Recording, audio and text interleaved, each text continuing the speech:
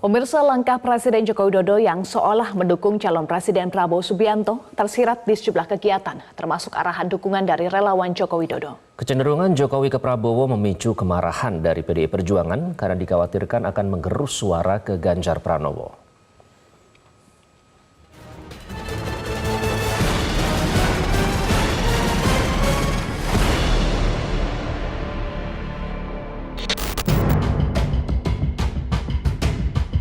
Posisi kepala negara yang seharusnya netral dalam kontestasi demokrasi nampaknya kini telah bergeser fungsi dan makna menjadi magnet suara.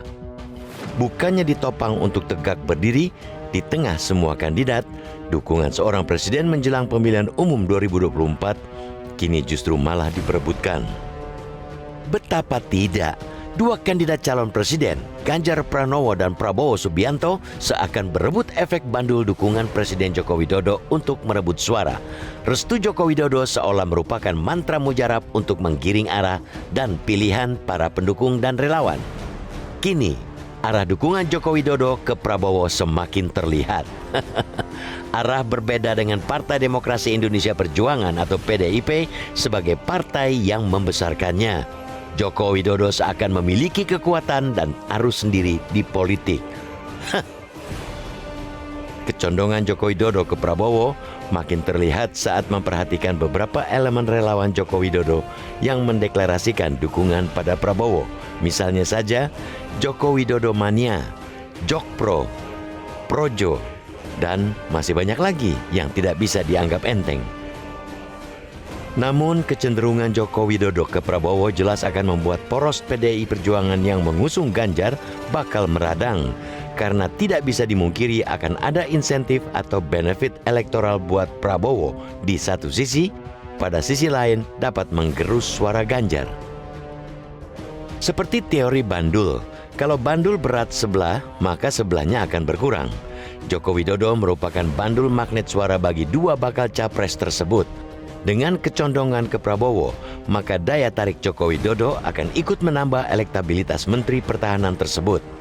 Apalagi dalam berbagai survei, Ganjar Pranowo dan Prabowo Subianto selalu berada pada posisi dua teratas. Fluktuasi elektabilitas atau suara akan sangat dipengaruhi dinamika politik termasuk endorse Joko Widodo. Sekecil apapun benefitnya akan membuat perbedaan di antara dua kandidat ini. Apalagi jika kepuasan publik terhadap pemerintahan Presiden Joko Widodo tetap tinggi hingga pemilu 14 Februari 2024, maka restu Joko Widodo sangat relevan dengan upaya menaikkan elektabilitas kandidat. Artinya, capres yang direstui Joko Widodo pasti akan memiliki keuntungan politik elektoral. Sejumlah survei menyebut tingkat kepuasan publik pada pemerintahan Presiden Joko Widodo terbilang tinggi, berkisar 70-80%. Dalam posisi seperti itu, sangat wajar jika bakal calon presiden dan bakal calon wakil presiden berupaya memperebutkan restu politik dari Presiden Joko Widodo. Tetapi, sekali lagi, publik melihat dukungan Joko Widodo sama saja melihat ketidaknetralan seorang presiden. Manuver Jokowi dan relawan jelas bukan sebagai bentuk politik negara, tetapi lebih politik untuk mencari penerus programnya.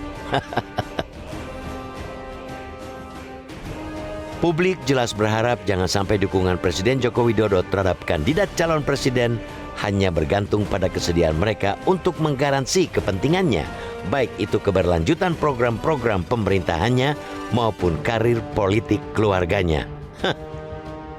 Sebagai seorang negarawan, pertimbangan kepentingan politik praktis semacam ini semestinya dikesampingkan.